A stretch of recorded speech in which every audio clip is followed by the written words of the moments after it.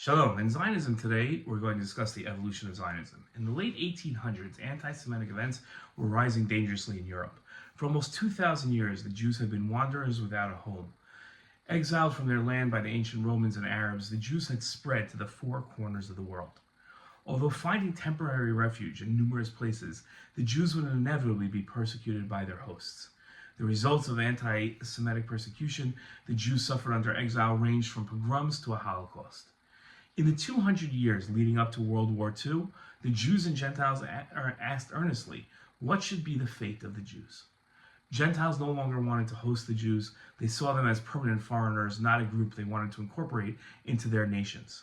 The Jews sensed the world's rejection of them as neighbors and asked where they could go and find a place to call home. This led Theodor Herzl and other Jewish thinkers to answer the Jewish question in a unique way, creating a Jewish state where Jews could determine their own future. Zionism, as the movement became known, began as an answer to the Jewish question. As the Zionist movement grew and became more than just Herzl's speeches and his best-selling book, it gained popularity, and the movement became more practical in its thinking.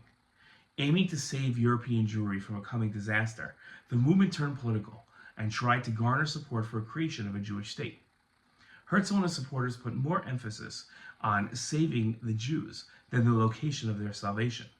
Herzl and the early Zionists spent a few years researching places like Uganda as a possible location of a future Jewish state. Uganda would serve the purpose of providing a safe refuge for the Jewish people.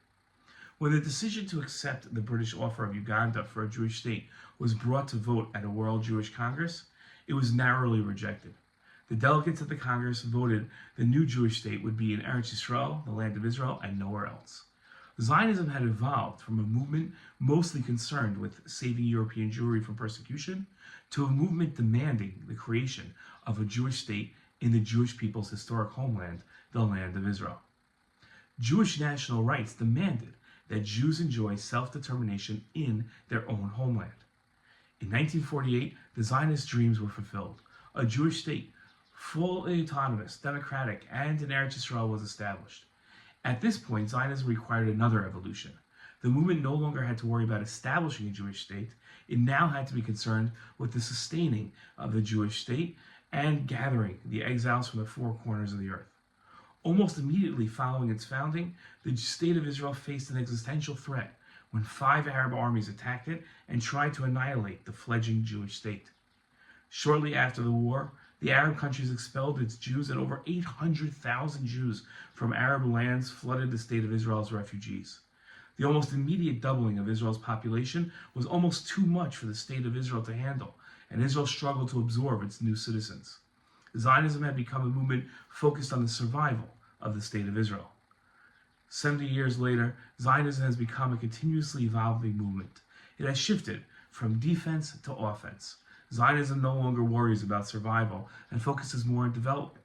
With one of the strongest economies in the world, the state of Israel spends its energy deciding where to invest its resources, mostly cerebral and not how to always just protect themselves from attack. Israel is thriving, and while it still faces consistent threats, it no longer faces existential threats. Zionism is the metaphysical fuel to the physical state of Israel. The Jewish state has become the fulfillment of early Zionist dreams. Looking forward, Zionism will continue to be the fuel of an even more vibrant Israel, but will also evolve into a global influencer that addresses international problems like climate change, water shortages, and more efficient transportation. As it has in the past decade, the world's technological advances will largely include Israeli ingenuity. Zionism can't evolve into a fully global movement. There are plenty of challenges it must face at home as well. Growing divisions within Israeli society and between Israel and the diaspora threaten to fracture a united Israel. Israel will have to simultaneously address internal challenges while thriving externally to ensure Zionism's next evolution is as successful as its past ones.